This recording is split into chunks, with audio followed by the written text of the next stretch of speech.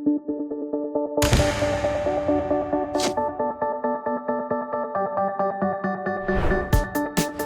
is the underground roof drain for the barn. This is the new Bevel box by Reed Manufacturing. This is the old 4-inch grinder that we used to use for beveling, along with the quickie saw, which is pretty big and bulky.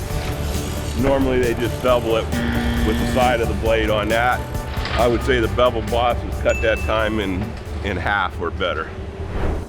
Our main interest is the time savings and the ease of beveling, on our downspout operation when we're building these houses. It takes so much less time to use that Bevel boss, and we're putting so many fittings together that we need it about every 10 minutes. And it's just a whole lot easier. The type of pipe we normally use is SDR 35, anything from 4 to 8 inch, 4, 6, and 8.